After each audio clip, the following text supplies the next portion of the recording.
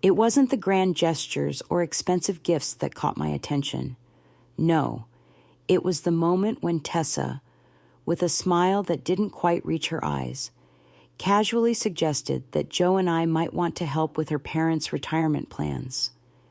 That was the moment I knew something wasn't right. James and I had spent our whole lives living quietly, always steady, but never extravagant. We weren't wealthy, but we'd managed, working hard and living within our means. James spent years working in the city's maintenance department, while I worked for over 2 decades as an administrative assistant at the local elementary school. Our paychecks weren't anything special, but they were enough to keep food on the table and a roof over our heads. Now that we were both retired, life was slower, quieter. We lived in an old house on the outskirts of town, surrounded by simple pleasures, garden upkeep, weekend visits with old friends, and the occasional trip to the store for groceries. Between our 2 pensions, we brought in a little over $5,000 a month. The house was long paid off, and while it wasn't luxurious, it was ours, and it was peaceful. Our days were full of small comforts. I'd brew coffee in the mornings while James tended to the roses in the backyard. I'd look up from my kitchen window and see the soft blooms swaying gently in the breeze, a reminder of how calm and tender our life had become. It wasn't flashy or exciting, but it was enough. The one thing that did weigh on us, though, was our son, Sam. At 33, he had a stable job and was a good person, reliable, grounded, but love had always eluded him. James and I had never pushed him to find someone, not out loud at least, but the hope was always there. We wanted to see him build a life with someone who could bring him happiness and ease our hearts as we grew older. Then one evening, Sam came home early from work, his face alight with excitement. He was practically glowing. "Mom, Dad," he said, slipping off his shoes and grinning like a boy who had just received his first bike. "I've got a girlfriend. Her name's Emily, and she's coming over tonight. I want you to meet her." James and I exchanged a look, and without saying a word, we both smiled. Sam had never brought anyone home before. This was a first. I quickly added a couple of extra dishes to dinner, and James polished the special mugs we only used during the holidays. When the doorbell rang, my heart leapt ahead of me. Sam stood at the door with Emily by his side, a tall, slender woman with chestnut hair and a soft smile. She greeted us warmly, her eyes sparkling with kindness, and she carried a few neatly wrapped gifts. The evening went smoothly. Emily was thoughtful and polite, always offering to help without being asked, and I couldn't help but think, this is it. This is the one. Emily was sweet, considerate, the kind of person anyone would be lucky to have. But little did I know, this initial charm would quickly give way to something far more unsettling. James and I had always lived a simple life. We were never the type to chase after wealth or fame. Our world revolved around steady, reliable work, a modest home, and the quiet satisfaction of knowing we had built something solid together. James worked for the city's maintenance department, ensuring that the town's infrastructure ran smoothly, and I spent over 20 years working as an administrative assistant at the local elementary school. Our jobs were humble, our paychecks modest, but they were enough to keep the roof over our heads and food on the table, enough to pay off the mortgage and retire comfortably.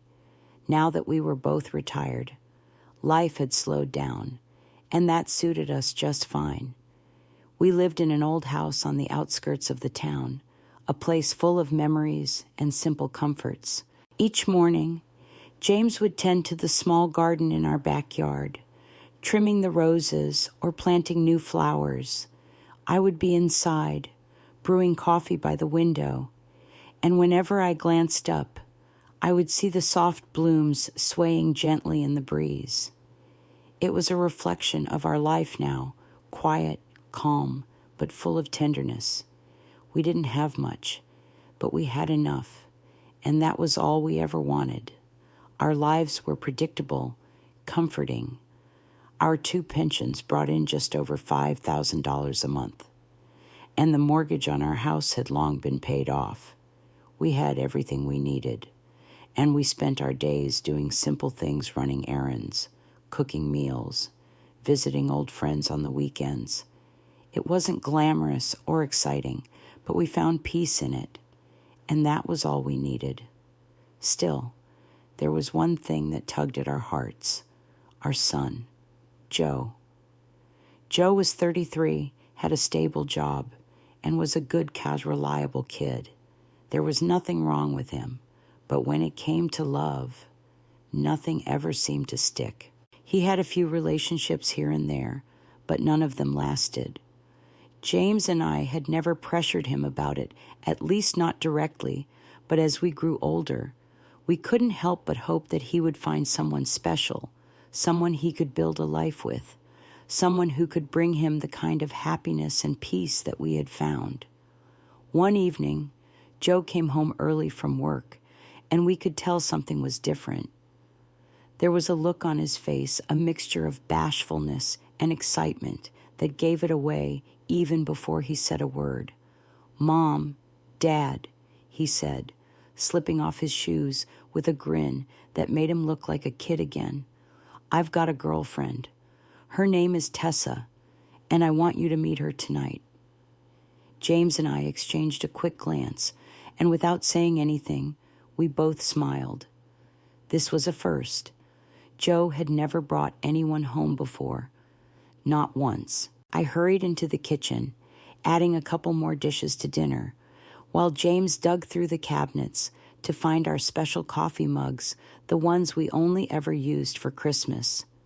When the doorbell rang, my heart skipped a beat. I rushed to open the door, and there stood Joe, his face glowing, and beside him was Tessa. She was everything I had imagined for him: tall, slender, with chestnut hair that was loosely pinned back and a soft powder blue coat that made her look like she had stepped out of an early spring morning. When she smiled, her dimples softened her face, and she greeted us with a warmth that felt genuine. "Mr. Dawson, Mrs.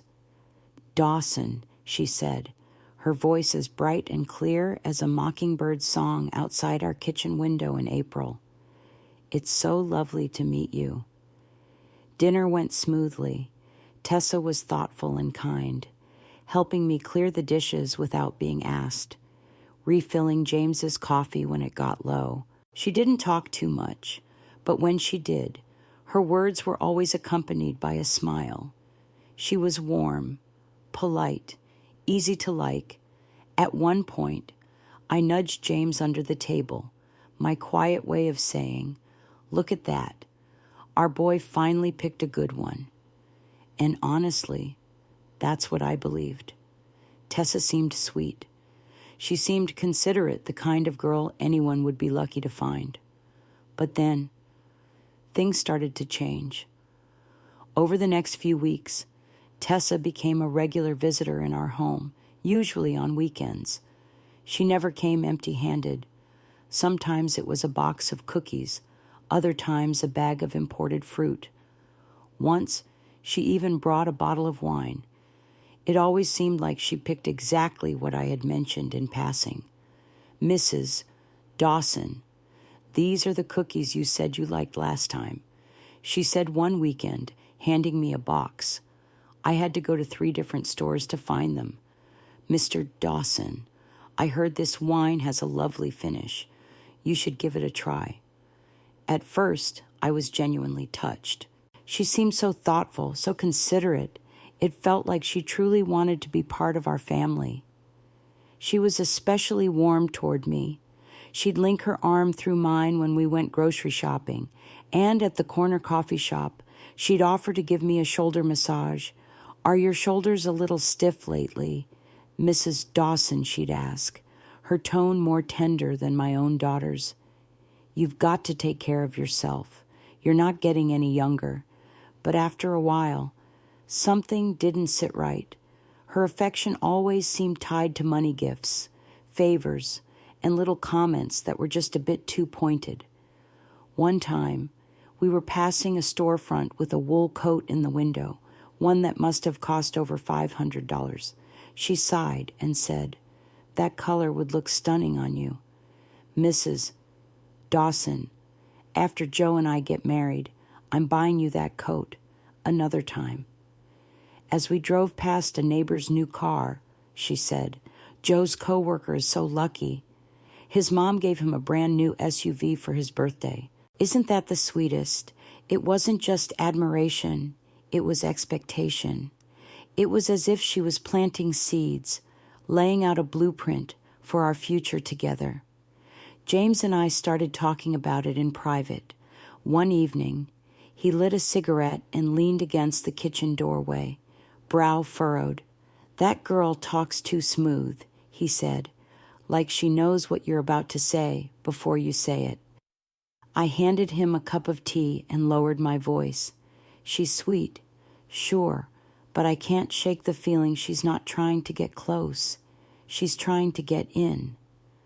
That unease I had been feeling began to grow. It wasn't just the material gifts or the pointed comments. It was something more subtle, something that made my gut twist. She wasn't just trying to be part of our family. She was trying to make sure she had a place in our future, a place built on what we had worked so hard for. And then, one evening, it all came to a head. Tessa, Joe, and I were sitting in the living room, talking about the possibility of taking a weekend drive somewhere scenic. The mood was light, easy, just another cozy family moment.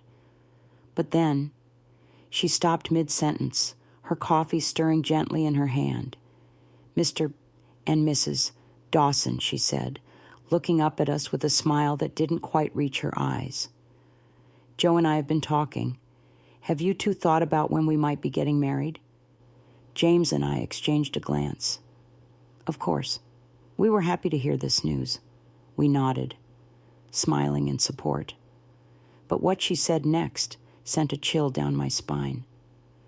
"We've been talking about it," she continued. "And after we're married, we definitely can't live with you. Young couples need their own space." That was when she mentioned the Stonebridge condominiums downtown, a luxury development, one of the most expensive in the city. She made it sound so reasonable, so practical, but I felt the weight of her words. She wasn't asking. She was telling us what she expected. James and I both sat in stunned silence. I looked at Joe, who seemed just as caught off guard. He hesitated before murmuring, "Tessa, that place might be a little outside our budget." Her smile vanished instantly. She jerked her arm away from Joe's and turned to him, her voice sharp. "Outside the budget. So what? Joe, you expect me to squeeze into your parents' house after we get married?" She spat, her voice laced with wounded pride. "Have you ever thought about giving me a proper home? Or am I just someone to fit around your life when it's convenient?" Her words hit like a slap to the face. I watched Joe, who looked like he had been caught between two worlds, caught between what he hoped love could be and what it was slowly becoming. And that was the moment I knew. We couldn't stay silent anymore. Tessa wasn't interested in love. She was interested in securing her future, and she wasn't going to stop until she got exactly what she wanted. It was time for us to have the conversation with Joe. The truth could no longer stay hidden beneath the surface. It wasn't long before Tessa became a regular fixture in our home. At first, I was charmed by her gestures, thoughtful little gifts, friendly conversations, and her eagerness to help out with anything. It seemed so genuine. She would bring something each time she visited, cookies from the bakery I mentioned liking, a bottle of wine she thought James would enjoy, or even fresh fruit from a local market. Every gift seemed to be a reflection of her attentiveness, and for a while, I couldn't help but be touched by how considerate she was. She wasn't just bringing material things, though. Tessa would always offer to help with anything, whether it was setting the table, clearing the dishes, or offering to run errands with me. She was polite, well-mannered, and so warm. I remember feeling like she truly wanted to be part of our life, a seamless fit into our quiet, steady routine. Sometimes she'd link her arm through mine when we went to the grocery store, making conversation like she had always belonged there. At the coffee shop, she'd offer to give me a gentle shoulder massage and say things like, "Your shoulders look a little stiff. Mrs. Dawson, you really need to take care of yourself. You're not getting any younger." At first, I appreciated her attention. Her voice was softer than my own daughter's, and there was something about the way she seemed to care for me that felt special. But as the weeks went on, I began to notice that these gestures, though sweet, often had a certain tie to money, to things she could give, or, more importantly, to things she could ask for. The more I thought about it, the more uneasy I began to feel. There were little things at first, small comments that might have been easy to dismiss, but they began to add up. One afternoon, we passed by a boutique with a wool coat in the window. It was beautiful, a color that would have looked lovely on me, but it was far beyond anything we would ever consider purchasing. Tessa sighed, her eyes lingering on it. "That color would look amazing on you, Mrs. Dawson. After Joe and I get married, I'm buying you that coat." Her words were light, but the implication was clear. She was already imagining how we could support her. She had already begun to envision what her future with Joe, and by extension, with us, might look like. And it seemed to come with an unspoken understanding that we would be footing the bill for certain luxuries. Another time, we were driving past a neighbor's house when we saw them pull into their driveway with a brand new SUV. Tessa, as casual as could be, commented, "Joe's coworker is so lucky.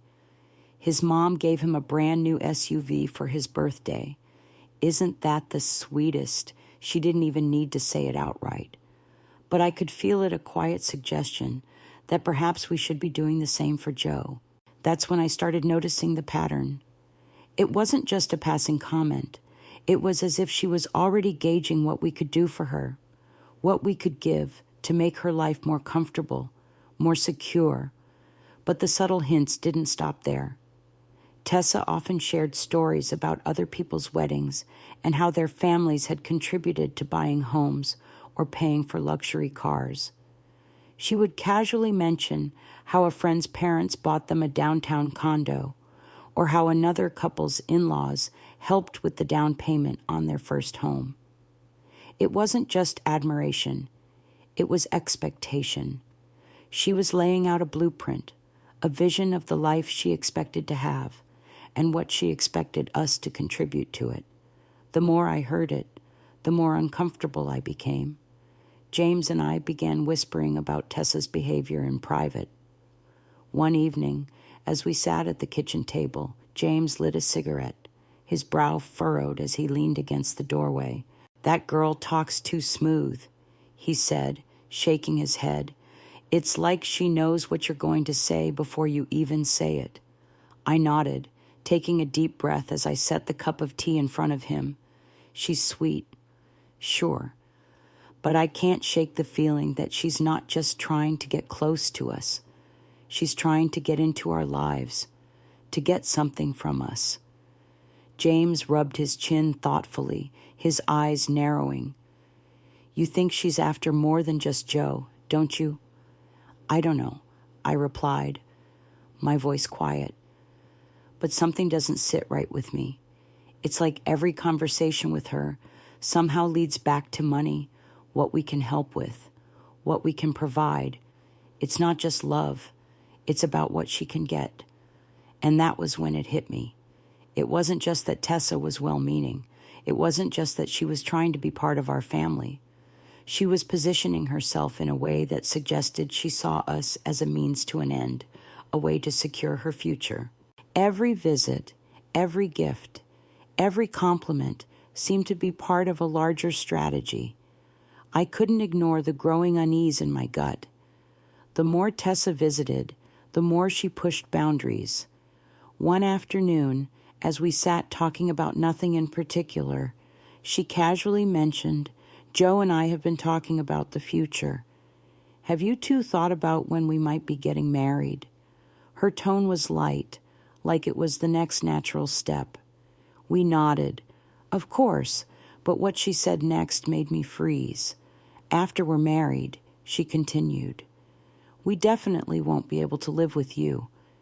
Young couples need their own space. You know. But I've been eyeing this luxury condo downtown Stonebridge. It's perfect for us. It's in a great location, has top-notch schools nearby, and it's secure. Joe and I think it would be the perfect place for us to start our life." I felt the tension in my chest tighten. Stonebridge, the most expensive part of the city. I looked at James, who seemed equally taken aback. I could feel my heart drop. This wasn't about building a life together. This was about securing an expensive lifestyle, one that we weren't prepared for.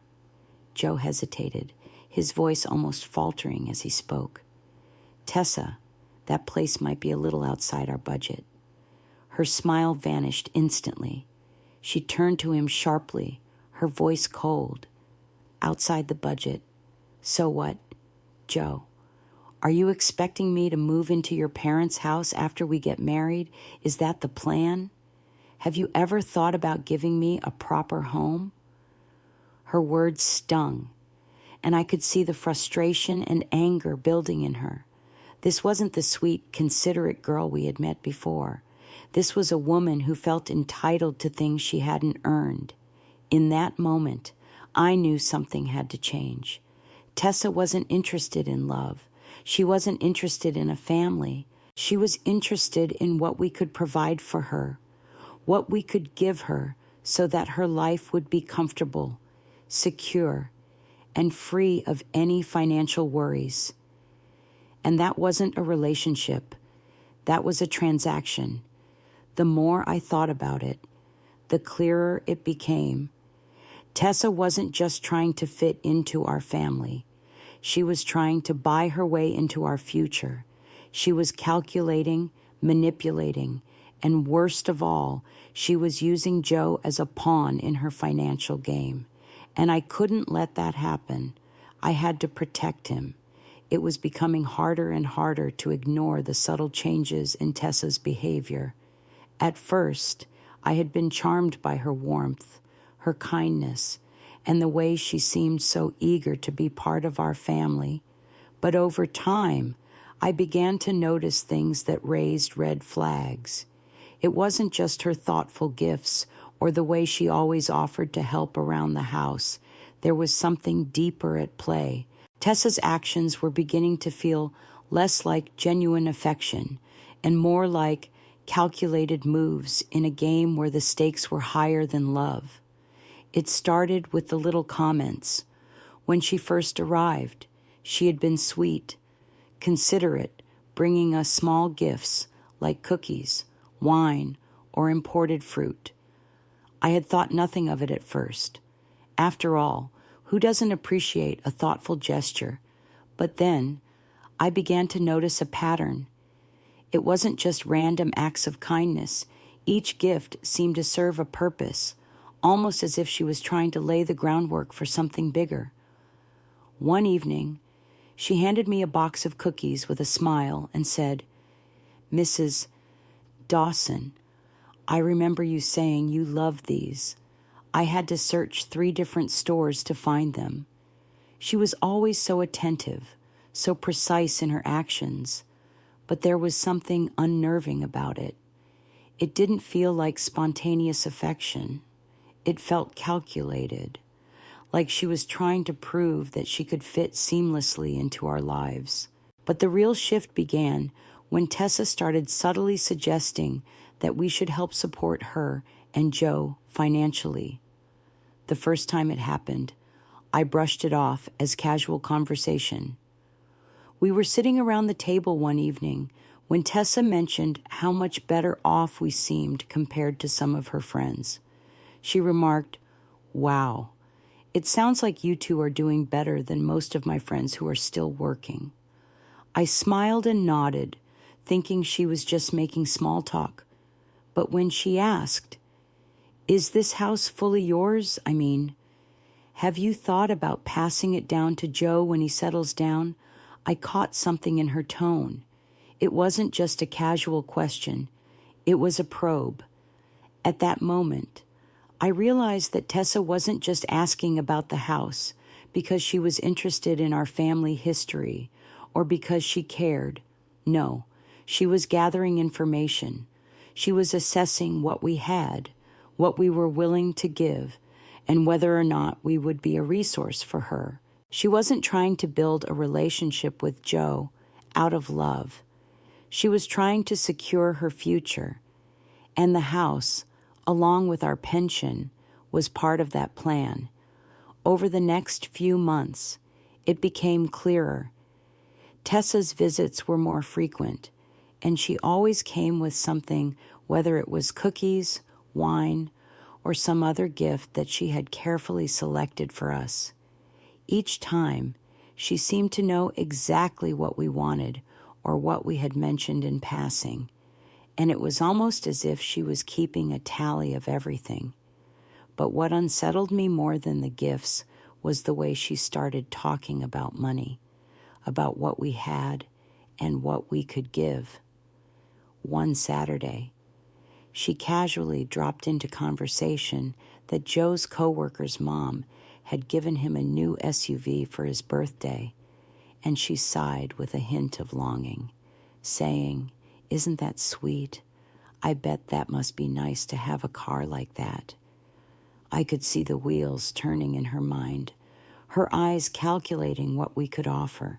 She wasn't just commenting on the car. She was testing the waters to see how much we would be willing to give. And then, the next time we visited, she mentioned how expensive it was to live in the city and how much more affordable things would be if they had their own place, preferably in a high-end area. Stonebridge, to be exact, the most expensive part of town. It wasn't lost on me that the more we saw of Tessa, the more she spoke about how wonderful it would be if we helped Joe and her buy a place or contribute to a new car. I began to feel like every time she visited, the conversation somehow turned back to money, what we could give, what we could offer, and how it would improve her life. The casual way she spoke about finances and her future with Joe made it seem like we were already part of the plan. At first, I thought maybe I was overthinking things. After all, she had always been polite, friendly, and kind. But as time passed, her subtle demands became harder to ignore. One evening, we were sitting in the living room, sipping wine, when she suddenly asked, "Have you two thought about helping Joe and I get a place downtown?" She spoke as though it was a foregone conclusion, as though it was only natural for us to help them get settled in the city. My stomach turned, and I could see James's brow furrow as he processed what she was saying. Tessa didn't stop there. The following weekend, she mentioned, almost offhandedly, that once they were married, they would definitely need their own space. Young couples need their own place. "You know," she said with a smile. She was painting a picture of a future where she and Joe lived in a luxury condo downtown, where they had all the comforts and privileges that came with money, money that, she clearly believed, we should provide, The next red flag came when she talked about her parents. She began sharing stories about her upbringing, how her parents had worked so hard to get her through school, and how they had sacrificed so much. She would tell these stories with tears in her eyes, and at first it felt like genuine vulnerability. But soon, it became apparent that these stories weren't just about her respect for her parents. They were about planting a seed, an idea that we should also be supporting her parents financially. She would end these stories with, "Joe and I are going to take care of them when the time comes. They've sacrificed enough for me." It wasn't just gratitude, it was an expectation. And the more she talked about it, the more I realized that this wasn't about love or family. It was about using us as a financial resource, about getting us to take care of her and her family. James and I began to talk more openly about Tessa. We both agreed that something wasn't right, but we were unsure of how to handle it. One evening, after another conversation that made both of us uncomfortable, James lit a cigarette and said, "That girl talks too smooth, like she's already decided what we're going to do." I nodded, my heart sinking. "She's sweet, James, but I can't ignore the way she keeps pushing for more. It's not about love. It's about what we can give." It wasn't long before I realized that this wasn't a relationship built on love. This was a financial arrangement, one that Joe hadn't fully seen yet. Tessa wasn't trying to become part of our family, she was trying to take from it. And I couldn't sit back and let her do that. It was time for me to speak with Joe and make sure he saw the truth. Over time, the growing discomfort with Tessa's presence in our home became harder to ignore. James and I had always been content with our quiet life, built on modest means and steady work. We didn't have much, but we had enough, and that was all we needed. However, Tessa's consistent presence, along with the way she constantly steered conversations toward money, made it feel like our carefully constructed world was beginning to unravel. It wasn't just the subtle hints or the ever-growing list of gifts, things like cookies, wine, and fruit that she just happened to find at the market. It wasn't even the conversations where she seemed to be testing the waters about what we could offer her and Joe. What truly started to unsettle me was the way she began speaking so casually about what she and Joe would need once they got married, and more troubling still, the assumption that we would be the ones to provide it. The first time I truly understood how far Tessa was willing to push us was when she casually mentioned the Stonebridge condominiums. It was a luxurious development in one of the most expensive areas of the city, something well beyond our means, and certainly far from the kind of place James and I had ever even considered. Tessa, with that same warm smile she always wore, said, "Joe and I have been thinking about where we want to live once we're married. I've had my eye on these condos downtown. They're close to everything we need, and they have great schools nearby." I could feel the tension building in the room. I looked over at James, who was trying to maintain his composure, but I could see it in his eyes. This wasn't a casual suggestion. It was a request, a very clear indication of what she expected from us. She wasn't just talking about a place for her and Joe to live. She was talking about a place we should help them secure. The weight of her words hung in the air like a cloud, suffocating the atmosphere around us. I managed to keep my voice steady when I responded, "Well, that's a lovely idea, but I'm not sure that's something we could help with right now." The words barely left my mouth before Tessa's smile faltered for just a split second, but she quickly recovered. "Oh, no worries. I totally understand," she said, her voice still warm, but there was something else there, a glint in her eyes that told me she wasn't just letting it go. As the days went on, Tessa's visits grew more frequent, and the conversations seemed to always circle back to what they would need for the future. It wasn't just about living arrangements. She started talking more openly about the financial support she expected. I'll admit, at first, I thought I was overthinking it, that perhaps I was being too sensitive. After all, she was polite, and she always seemed to have the best intentions. But the more she spoke, the more I realized that this wasn't about love, it was about money. I couldn't help but notice how often Tessa dropped hints about her parents' financial struggles. "My parents have done so much for me," she would say, her eyes softening. "They've worked so hard to get me where I am today. I just want to make sure they're taken care of." At first, I was moved by her devotion to her family, but then I started to see the pattern. It wasn't just about honoring her parents. It was about setting us up to help support them financially. It became clear to me that Tessa wasn't just interested in a relationship with Joe. She was interested in our family's resources, and I couldn't ignore that any longer. Then came the moment that truly shifted everything.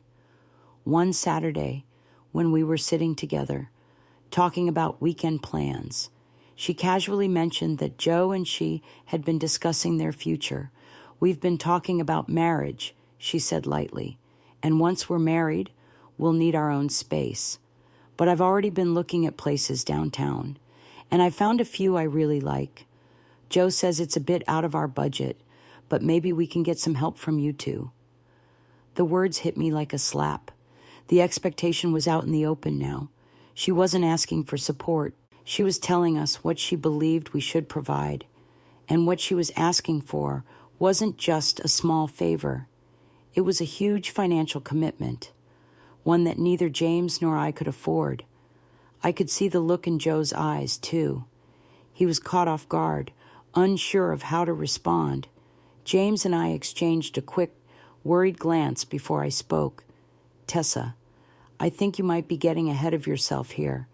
We've talked about helping Joe with the house when the time comes, but that's a big decision. It's not something we can just jump into." But Tessa wasn't deterred. "I understand," she said quickly, her tone still polite, but the pressure was building in her voice. "I just thought it might be easier if we started planning ahead. You know." It was then that I realized this wasn't just about a house or a car. It wasn't even about love. It was about securing a future for herself and Joe, with our resources as the foundation. Every conversation with her seemed to revolve around what we could give, what we could offer, the gifts, the sweet words, the kindness. It had all been part of a carefully orchestrated strategy to position us as financial supporters of her life with Joe. I had seen enough. I couldn't let this continue. I couldn't sit back and watch as she slowly manipulated Joe into believing that love and family came with a price tag. That evening, I asked Joe to come into the study. We closed the door behind us, and for the first time in a long while, I knew there would be no sugarcoating the truth. I had to be direct. The truth had to be said. "Joe," I started, keeping my voice as steady as I could. "I've been noticing some things about Tessa that I need you to see. It's not just that she's trying to build a life with you. It's that she's trying to build a life with everything we've worked for." I could see his expression falter, his brow furrowed, and for the first time, there was a flicker of doubt in his eyes. "What do you mean?" "Mom," he asked, his voice tight. I took a deep breath. "She's not asking for a future with you because she loves you, Joe. She's asking for a future because she wants what we've built, the house, the savings, the retirement. She's already talked about what she expects from us, from you, how she wants us to help her with a condo and a car, and she's talking about her parents in a way that makes it clear she expects us to help them too." Joe's eyes widened. He was shocked, but there was something else there too, something I hadn't expected. He wasn't just hearing my words, he was beginning to see the truth. I continued, my voice calm but firm. She's using you, Joe. She's not interested in building a life with you. She's interested in securing a financial future for herself, and she's doing it at your expense. He opened his mouth to defend her, but no words came out. I could see him struggling to reconcile what I was saying with what he had believed all along. Joe, I said gently, I'm not saying this to hurt you, but I need you to see what's happening. She doesn't love you for who you are. She loves what you can provide for her. The room was silent for a long moment, and I could see the weight of my words sinking in. I knew this wasn't going to be easy for him, but it was the only way. It was the only way for him to see the truth for himself. As the evening wore on, Joe seemed lost in thought, his eyes distant. I could see him wrestling with the reality of what I had told him. I didn't push him. I let him process it on his own. Later that night, as I cleaned up the dishes, I felt a quiet sadness in my chest. I had hoped that Joe would find love, but not like this. Not with someone who saw him as a stepping stone, someone who believed love could be bought with a price. But the truth had been laid out in front of him. It was up to Joe to decide whether he was willing to see it, whether he would choose love, or if he would choose the life Tessa was offering him, a life that would cost more than he could afford, both financially and emotionally. I couldn't protect him forever, but I hoped, deep down, that he would make the right choice. As the weeks passed, things in our house began to shift. Tessa, with her sweet smile and seemingly innocent intentions, had woven herself deeper into our lives, and I couldn't shake the feeling that something was wrong. The small, subtle signs, comments about what Joe and she would need after marriage, the insinuations about money, and the constant probing into our financial situation had begun to add up. James and I had talked about it, and I could tell we both felt the same sense of unease. But we didn't know how to approach it. At first, I tried to dismiss it. After all, Tessa was polite, helpful, and warm. She brought gifts. She asked about our lives, and she seemed genuinely interested in becoming a part of our family. But the more she visited, the more I began to feel like her intentions weren't as pure as they seemed. She was always talking about the future, about what she and Joe needed, and it started to feel less like a young couple planning their life together and more like a business transaction. One evening, after a particularly uncomfortable conversation, James and I found ourselves alone in the kitchen, discussing Tessa again. She's always so smooth, James said, lighting a cigarette and staring out the window, like she knows exactly what to say, how to get us to give her what she wants. I nodded, feeling the weight of his words. It's not just about love. She's not trying to be part of our family. She's trying to make sure we give her what she needs to secure her future. James sighed, leaning back against the counter. I don't trust her, but I don't know how to talk to Joe about it. He's so blinded by her charm. I paused, my thoughts heavy. We can't let this go on. James, if we don't do something now, it's only going to get worse. The next day, I decided it was time to have a conversation with Joe. It wasn't easy. How do you tell your son that the woman he's dating isn't who she appears to be? How do you shatter his image of a bright future with someone he believed in? But I knew that if I didn't say something, I would regret it forever. I waited for the right moment, and when it came, I asked him to meet me in the study. I had no idea how this conversation would go, but I knew I had to be honest. I closed the door behind us, and the weight of the silence in the room made my heart race. I poured us both a cup of tea, trying to steady my nerves. "Joe, we need to talk," I began, my voice soft but firm. "I've been noticing something about Tessa, and I need you to see it too." He frowned, clearly taken aback. "What do you mean? Mom, Tessa's a good person. She's been nothing but kind to you and Dad." I took a deep breath, choosing my words carefully. "It's not about her being kind. It's about what she's really after. And I'm afraid she's not interested in you for who you are. She's interested in what you have to offer, what we have to offer." Joe's eyes widened, and he shook his head. "What are you talking about? She loves me." "She's just Joe," I interrupted gently. "She's already talked about what she expects from us. She's mentioned the condo downtown, the car, and even helping her parents. She's making it clear that she wants us to be financially involved in her life, and I'm not sure that's what you really want." His face flushed, and I could see the hurt in his eyes. "Mom, that's not true. Tessa isn't like that. She just wants a secure future. She's scared because her family doesn't have much." I looked at him, my heart breaking. "I understand that, Joe, but I don't think she's looking for security in the way you think. She's calculating everything she's doing, everything she's saying. It's about getting what she wants from us." Joe's expression shifted.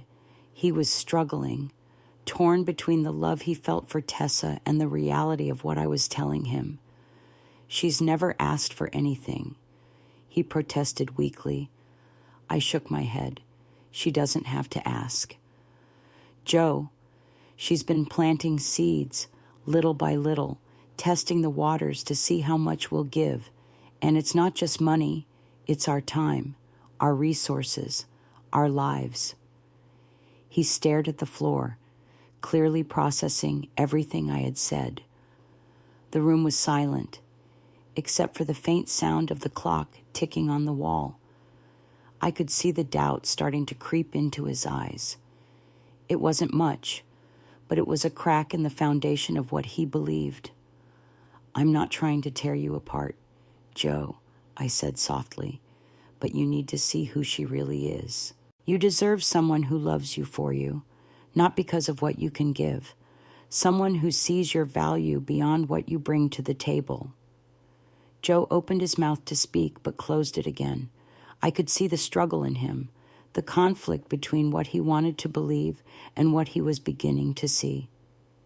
"Think about it, Joe," I continued. "Has she ever really asked about your life, about your dreams?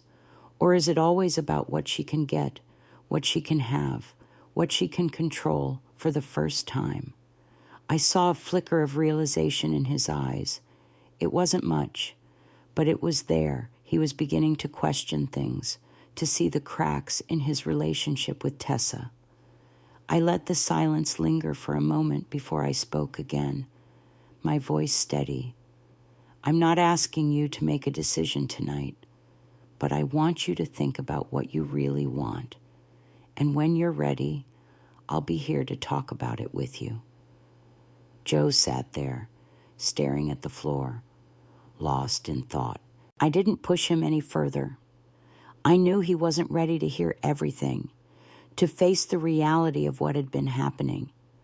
But I also knew that I couldn't let him continue down this path without at least opening his eyes. Over the next few days, Joe grew quieter. He didn't mention Tessa much, and when he did, it was always with hesitation. His mood seemed to shift, and I could see the wheels turning in his head as he processed everything I had said. It wasn't an easy conversation for him, but it was a necessary one. Then came the day that everything changed. Tessa came over, as usual, with a small gift in hand, her bright smile on her face. But there was a different energy in the room. Joe seemed distracted, distant. Tessa, however, didn't seem to notice, or perhaps she didn't care. She continued to charm us, but there was an edge to it now, a sharpness that hadn't been there before. After dinner, Joe pulled me aside, his face pale, his eyes wide with realization. "Mom," he said, his voice barely above a whisper. "I see it now. I see what you meant. She's not who I thought she was." I pulled him into a hug, my heart swelling with relief. "I'm so sorry. Joe, I never wanted to hurt you. I just wanted you to see the truth." The next day, Joe made a decision. He ended things with Tessa. He didn't yell, didn't fight. He simply told her the truth. Standing firm in his conviction, "You don't love me," he said. "You love what I can give you. And that's not what I want." It wasn't easy, and it wasn't quick, but Joe had found his strength. He had finally seen through the facade Tessa had built, and he was ready to move on. As time passed, the tension in our house eased. Joe began to find his way again. He started taking small steps toward rebuilding his life, doing things he loved, and rediscovering who he was outside of his relationship with Tessa. And while it wasn't an easy road, he knew, deep down, that he had made the right choice. One evening, months later, Joe came over with someone new, a woman named Lena. She was warm, kind, and had a grounded presence that made me feel at ease instantly. It wasn't the kind of love built on expectation or calculation. It was real. And I could see it in the way Joe looked at her. For the first time in a long while, he seemed at peace. As they left that evening, Joe turned to me with a soft smile. "Thanks, Mom," he said, his voice full of gratitude. "I couldn't have done it without you." And in that moment, I realized that no matter how hard the truth had been to hear, it had led him back to himself. And that was all I had ever wanted for him. The weeks after my conversation with Joe were heavy with silence. I could feel a shift in him, a quiet retreat into himself that wasn't there before. He wasn't angry, but there was a noticeable distance between us, as though he was still processing the weight of everything I had said. He wasn't the same bright-eyed young man I had once known, the one who found joy in the simplest things, the one who lit up a room with his laughter. Now, he seemed quieter, more withdrawn. But it wasn't just Joe who had changed. James and I had felt the ripple effect of the conversation too. We found ourselves talking less about Joe, about Tessa, and more about the quiet things, the weather, the garden, the little rituals that made up our days. We had reached a silent understanding, a kind of truce. No more pushing, no more probing. We would give Joe the space to figure this out on his own. But it was hard. I knew, deep down, that Joe wasn't ready to fully see the truth yet. It wasn't something I could force him to understand. Love isn't something you can argue someone out of, especially when they're still in it. But I also knew that he had to see it for himself. The truth had been laid before him, but it was up to him to recognize it. Then came the phone call. It wasn't long after that day in the study when Joe finally reached out to me. His voice was quieter than usual, and there was a hesitation in his tone that I hadn't heard before.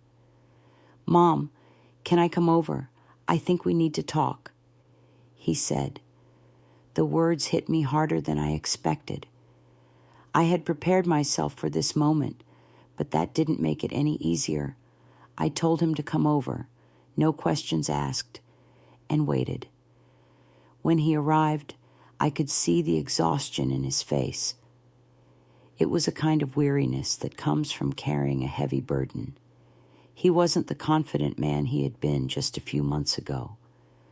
There was a quiet sadness in his eyes, a recognition that things were never going to be the same again. We sat in the living room, the space between us heavy with unspoken words.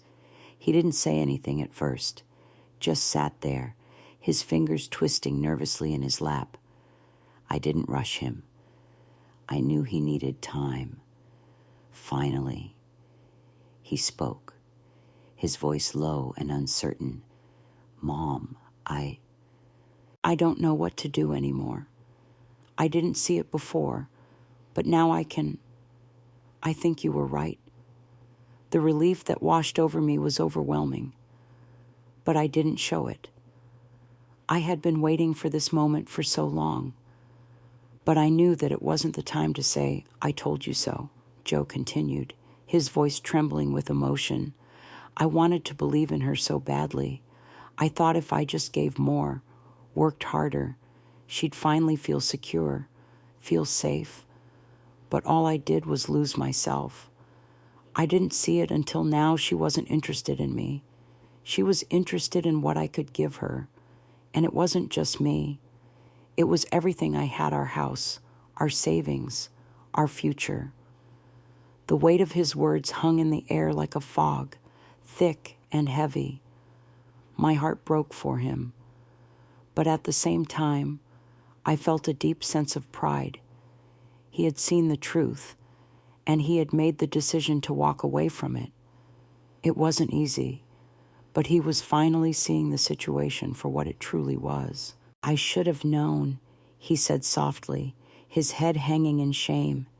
I should have seen it sooner, but I was too caught up in trying to make things work, trying to make her happy. I reached out, placing a hand on his. Joe, you can't blame yourself. You weren't wrong for loving her. You were just blind to what she was really after. Love doesn't come with a price tag, and it certainly doesn't come with conditions. He nodded, tears brimming in his eyes, but he didn't let them fall. I don't know how I got so caught up in it.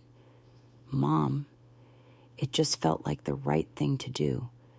I thought if I just kept giving, she'd love me for me. And you will find someone who loves you for who you are. Joe, I said firmly, my voice full of conviction, but it wasn't her. And you need to know that it's okay to walk away from something that's not right. It's okay to put yourself first, to choose love that doesn't come with strings attached. He wiped his eyes quickly, trying to hide the tears that threatened to spill. I could see the relief in his expression, the way his shoulders relaxed for the first time in months. The burden he had been carrying seemed to lift, even if just for a moment. Joe sat there for a long time, quiet, as though he was taking in everything I had said. I could see the storm in his eyes, the confusion, the pain, the guilt. But I also saw something else, a glimmer of understanding, a spark of clarity that told me he was beginning to make peace with the truth. It wasn't going to be easy for him. He wasn't going to forget the months he had spent wrapped up in a lie. But he was starting to see that he didn't have to settle for someone who saw him as a financial asset. He didn't have to sacrifice his happiness for someone who only wanted what he could provide. And then, just as the conversation began to wind down, he said something that stopped me in my tracks. I don't want to go back to that life. Mom, I don't want to be that person anymore. I want to find what's real. I want to find love that's not based on what I can give her. I want to be myself again. His words hit me hard, but in the best possible way. My son, the one who had been lost in a relationship that wasn't real, was finally finding himself again. He was ready to stop pretending, to stop living a life that wasn't his. And for the first time in a long time, I saw the boy I had raised, the one who wasn't afraid to be himself. That night, after our conversation, things began to shift. Joe didn't come home right away, but I knew he was working through the emotions, the weight of everything that had happened. I didn't pressure him. I knew he needed space to process everything in his own time. But when he did come home, it wasn't to pick up his things. It wasn't to keep the peace. He walked into the living room, his face softer, calmer, and he pulled out an old photo album, the one we hadn't looked at in years. "I found this," he said quietly. "I thought it might help me remember who I really am." And as he flipped through the pages, showing me pictures of his childhood, his first day of school, the camping trip we took when he was 8, the time he won a soccer trophy, I realized something. He was beginning to reclaim his past, to reconnect with the person he had been before the confusion and the manipulation. "Mom," he said softly, looking up from the album, "I just want to be myself again." And in that moment, I knew he was going to be okay. It wouldn't be easy, and it wouldn't happen overnight. But Joe had taken the first step. He had chosen himself, and that, in the end, was all I could have ever hoped for. It wasn't long after that when Joe began to rebuild his life. He started volunteering at the local shelter, helping organize food donations, building portable homes for those in need.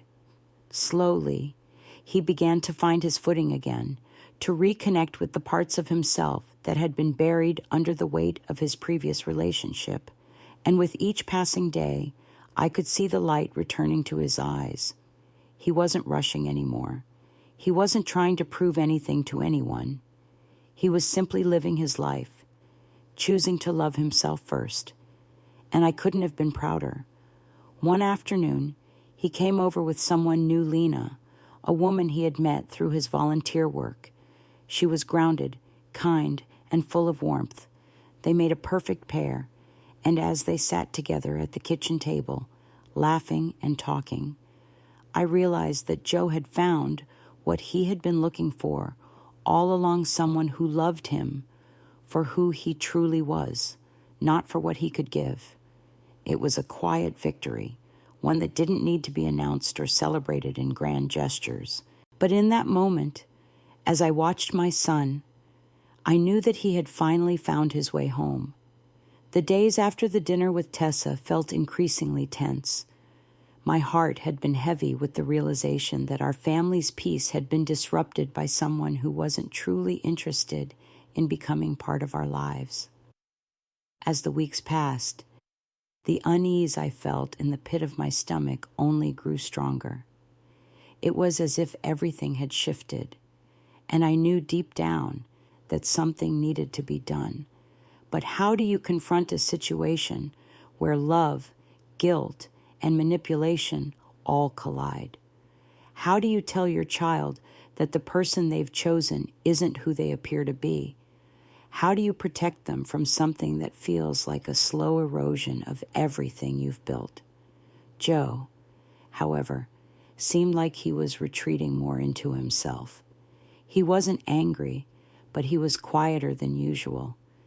Every time I looked at him, there was a shadow in his eyes and uncertainty that hadn't been there before. James and I didn't push him.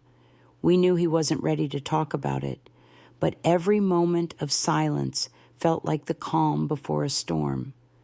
I couldn't help but worry that the tension would only grow worse as time went on. One evening, after dinner, I noticed something strange. Joe had been acting more distant, but that night he was strangely silent as he sat with us at the table.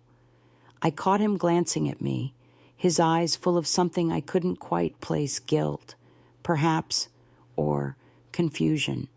But he didn't speak, and neither did I. I wasn't sure what I could say that would make him see things clearly. It wasn't just about the conversation we had had weeks ago. It was about him realizing, on his own, that he didn't have to settle for something that wasn't right for him. As I cleared the dishes from the table, I noticed an envelope on the counter. It had been sitting there, unnoticed, until now. At first, I thought it was just a bill or a piece of junk mail, but when I looked closer, I saw that it was addressed to me. My heart skipped a beat. It was from my mother-in-law, who had passed away a few years ago. I had forgotten about the letter she had mentioned leaving for me when she was still alive. She'd told me that there was something important she wanted me to read when the time was right, but I had never been able to bring myself to look at it until now. I felt a lump form in my throat as I opened it slowly, wondering what she had written. The letter was short, but it was powerful. My mother-in-law, despite her complicated relationship with her own family, had always been a woman of wisdom. As I read her words, I couldn't help but feel the weight of them in my heart. She had written about love, real love, the kind that doesn't come with conditions, the kind that isn't tainted by manipulation or hidden agendas. She spoke of the importance of standing up for oneself, of not letting anyone take advantage of you, even if it meant making hard decisions. But it was the last line that struck me the most. The ones who truly love you will never make you feel like you owe them something in return. They will give, not because they expect anything, but because they care for you, without condition. It hit me hard. These words were exactly what I had been trying to tell Joe, what I had been trying to protect him from all along. I had always known that love wasn't about what you could give to someone else. It was about what you shared, freely and without expectation. I had to make sure Joe saw that. But how could I help him see it? The letter sat with me for days, weighing heavily on my heart. And then one evening, as I was sitting in the living room with James, I finally spoke. "James," I said, my voice quiet but firm. "We need to talk to Joe again. This time, we need to tell him the truth, really tell him." James didn't say anything right away. He just looked at me, his brow furrowed as if weighing what I was saying. Finally, he nodded. "I agree.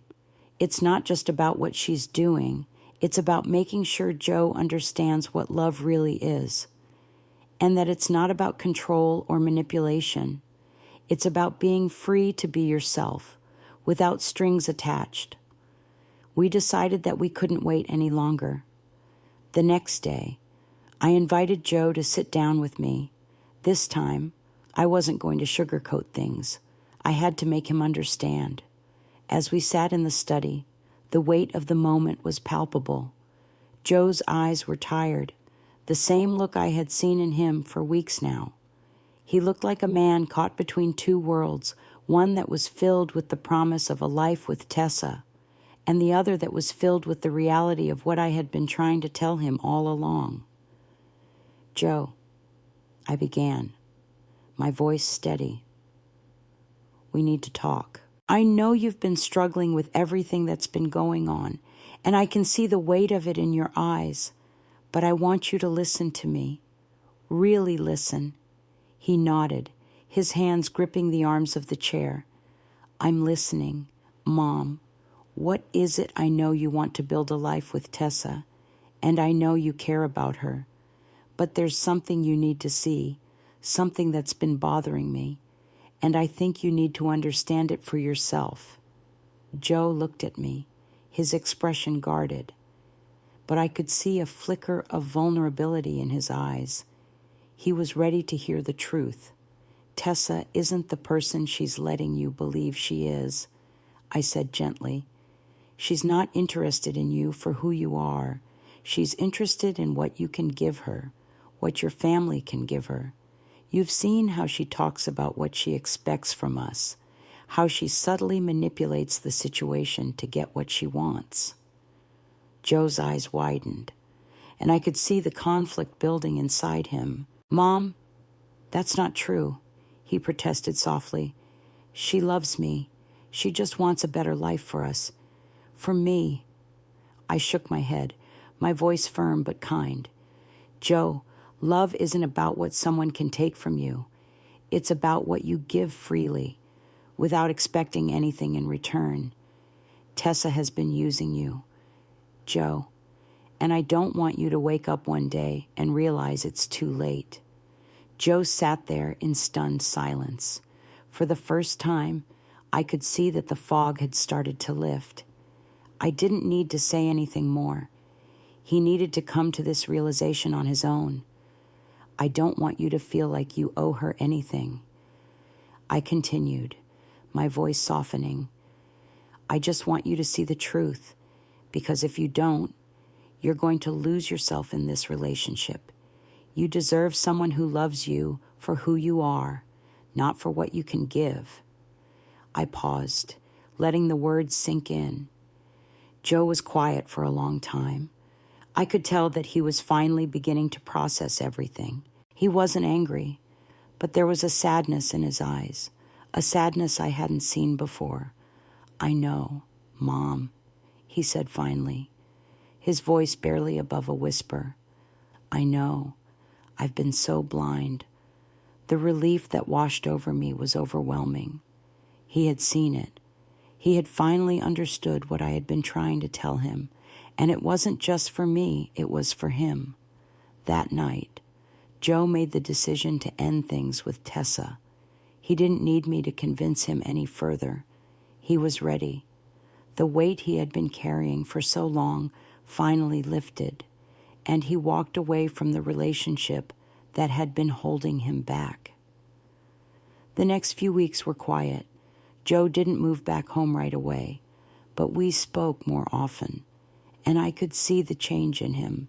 He was starting to rebuild his life, to find his purpose again, and while it wasn't an easy road, I knew he was on the right path. One evening, Joe came home, and there was a different energy in the air. He was smiling, not because everything was perfect, but because he had finally found his way back to himself.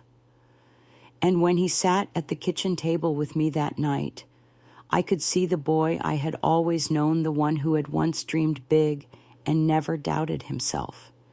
He was home again, not just physically, but emotionally. I'm happy, Mom, he said quietly. I'm happy because I'm finally being true to myself.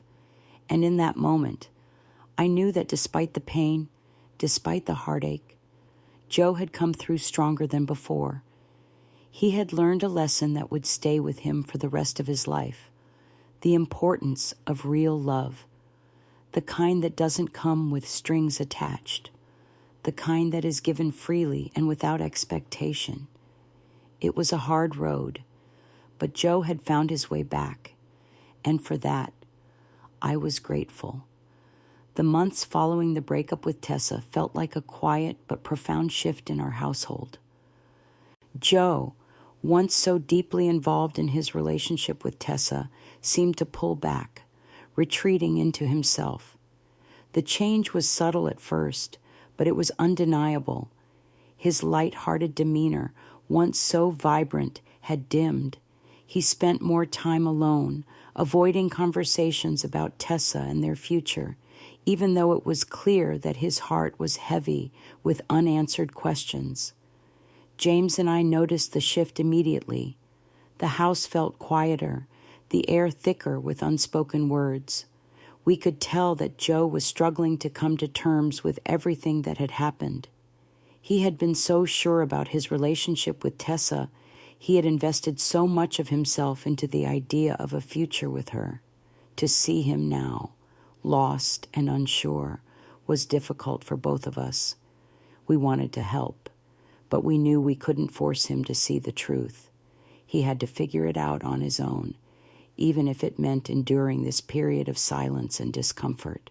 Despite the quiet, I could see glimpses of the Joe I had known, the one who had been so full of life and ambition. He was still in there, but it was like he was buried beneath layers of doubt, guilt, and confusion. I wanted to help him peel those layers away, to remind him of who he really was, the boy who had once been so full of dreams and hope, the one who had always known what he wanted, even if it meant going against the grain. It was during one of those quiet nights, when Joe had come home after a long day at work, that I saw something in him shift. He had always been the type to bottle things up, to keep his emotions hidden behind a mask of politeness. But that evening, as he sat down at the dinner table, there was a weariness in his eyes that I hadn't seen before. "I've been thinking," he said, his voice low and hesitant, as though he wasn't sure if he should say it out loud, "about everything, about Tessa, about what I've been doing with my life." He paused, his eyes downcast, and for a moment I wondered if he would retreat again, but then he looked up, his gaze meeting mine with a quiet intensity. "I've been living for other people, Mom, for Tessa, for my career. I lost sight of what I really wanted, and now I don't know who I am anymore." My heart ached as I listened to him. It was as if the weight of his feelings had been building up for so long that it was finally spilling over. He wasn't just grieving the loss of a relationship, he was grieving the loss of himself. I could see how much he had invested in Tessa, in the life he thought they would have together, and how that dream had shattered. It wasn't just about love, it was about the identity he had built around that love. And now he was forced to confront the reality that it was all a facade. "You don't have to have it all figured out right now." "Joe," I said gently, my voice steady but filled with compassion. "It's okay to not know what comes next. What matters is that you're being true to yourself now, and that's the first step." He nodded slowly, as if my words were finally beginning to sink in. For the first time in weeks, he seemed lighter, the tension in his shoulders easing just a little. "I don't know where to go from here," he admitted. "I don't know what I'm supposed to do, but I know I can't keep pretending. I can't keep living like I'm someone I'm not." I smiled softly, feeling a sense of relief wash over me. "You're not alone in this, Joe. You've always had the strength inside you. You just have to remember that." For the first time in a long while, Joe seemed to listen to his own inner voice, the one that had been drowned out by the noise of expectations his own, and those of the people around him. He wasn't ready to dive into a new relationship or career path right away, and I didn't expect him to. But I could see that he was beginning to reconnect with who he really was, the person he had been before Tessa, before all the confusion and heartbreak. Over the next few weeks, Joe began to make small changes in his life. He started volunteering again at the local community center, something he had done in the past but had abandoned during his relationship with Tessa. It wasn't much, but it was a step. He found comfort in helping others, in rediscovering the part of himself that had always cared deeply for his community. Slowly, the Joe I had known was beginning to emerge again, like a flower that had been buried beneath the dirt, finally reaching toward the sun. One afternoon, as I was working in the garden, I saw Joe in the backyard, balancing on a step stool, changing the light bulb on the porch. He had always been good at fixing things, a talent I had always admired. As he reached for the wrench, I handed it to him, and we stood there for a moment, watching the light flicker back on. "Mom," he said quietly, not looking at me, "I think I finally understand what you meant. About love, about life. I wasn't seeing the whole picture before. I was so focused on what I thought I was supposed to do that I forgot to ask myself what I really wanted."